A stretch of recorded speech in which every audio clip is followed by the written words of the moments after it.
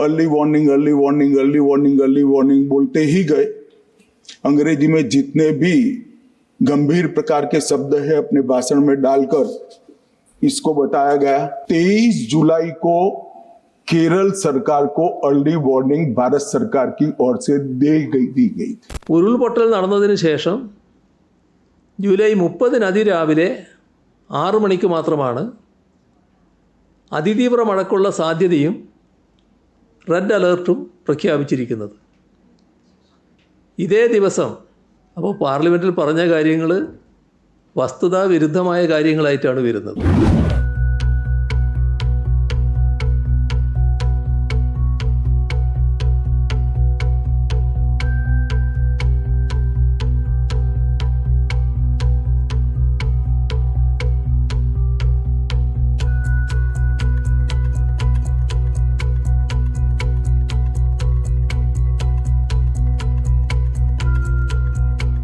അലിക്കാക്കന്റെ പെര ഇതൊക്കെ നിൽക്കുന്ന ഏരിയ ഉണ്ട്.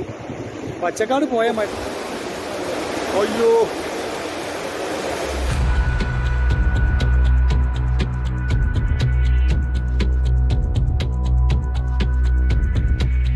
इस घटना में जितने भी लोग हताहत हुए हैं, जो घायल हुए हैं, वो सभी के परिवारजनों के साथ मैं मेरी संवेदना व्यक्त करना चाहता हूं। मुझे था कि आज का दिन शायद राजनीति से परे रहेगा, इस पर राजनीतिक टीका टिप्पणियां नहीं होगी। खैर, उद्देश्य से या जानकारी के अभाव से कुछ टिप्पणियां भी हुई और कुछ सदन को पूरा देश देखता है, इसलिए देश के सामने कोई गलत फहमी न हो जाए, इसलिए मैं स्पष्टता करने के लिए खड़ा हुआ। दोषारोपण हुआ या जानकारी के अभाव में मुझे मालूम नहीं है, मगर मुझे स्पष्टता करनी है माननीय महोदय। Early warning early warning early warning early warning बोलते ही गए।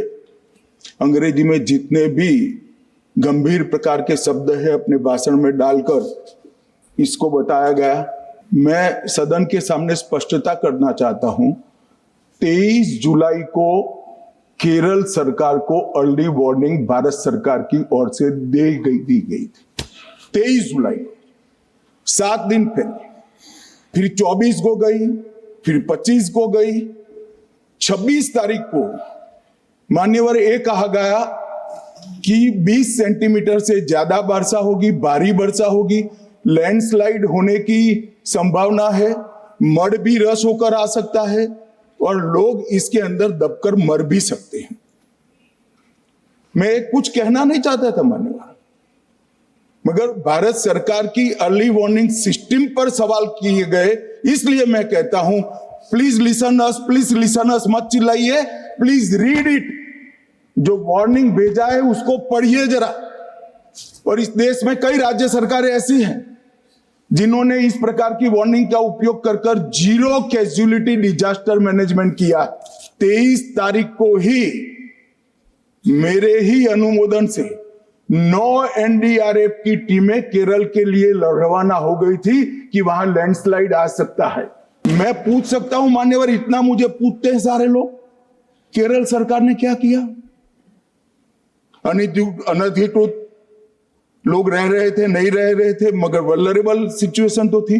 उनको शिफ्ट किया गया क्या? क्यों नहीं किया गया? कौन रोकता था? और शिफ्ट किया तो मरे कैसे?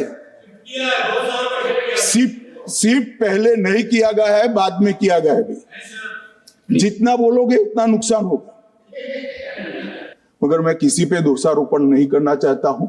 ये समय है केरल की सरकार के साथ खड़ा रहने का, केरल की जनता के साथ खड़ा रहने का और जो लोगों की हानि हुई उनके साथ खड़ा रहने का।